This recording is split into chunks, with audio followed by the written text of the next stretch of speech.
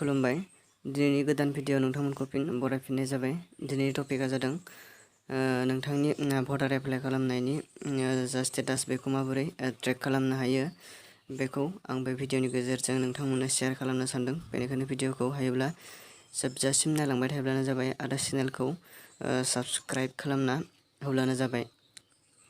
गिबियाव आङो गुगोल क्रोमखौ खेवनानै लाग्रोबाय। बेवहाय सार्च बाराव लिरनांगोन जोङो nvsp.in बेखौ लिरखांनायनि उनाव सार्च खालामब्लानो जाबाय। बेवहाय सार्च खालामनाय लोगो लोगोनो जा नोंनि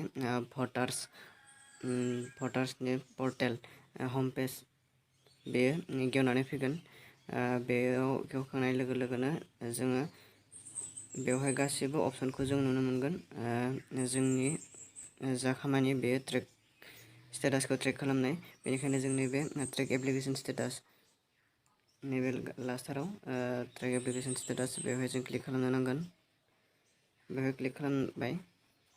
बेवहाय क्लिक खालामनाय लोगो लोगोनो जोङो जा जोंनि रेफारेन्स आइडि भटार्स जा एप्लाइ खालामखांनायनि उनाव लास्टाराव जा रेफारेन्स आइडि मोनोमोन बे रेफारेन्स आइडिखौ जोङो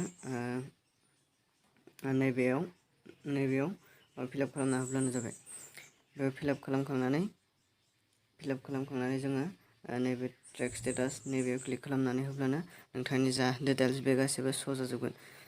जोङो रेफारेन्स आइडिखौ फिलआप खालामनानै लाग्रोदिनि।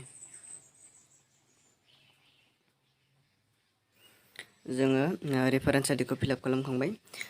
फिलआप खालामखांनानै नैबे ट्रेक स्टेटास बेवहाय क्लिक खालामनांसिगोन। बेयाव क्लिक खालामनाय लोगो लोगोनो नोंथांनि जा डिटेल्स बे गासैबो श' जाजोबगोन। बेवहाय नोंथांनि जा साबमिट डेट आरो बिएलअ एपइन्ट आरो field verified accepted and rejected बे गासैबो श' जाजोबगोन। नोंथांनि जा भटार्स एप्लाइ खालामनाया रिजेक्ट जादोंना एक्सेप्ट जादों बेखौ नोङो स्टेटासाव चेक खालामनानै बेबायदि नायनो हागोन। बेखिनियानो जा दिनैनि भटार्सनि जा स्टेटासखौ ट्रेक खालामनाय भिडिअ। Thank you.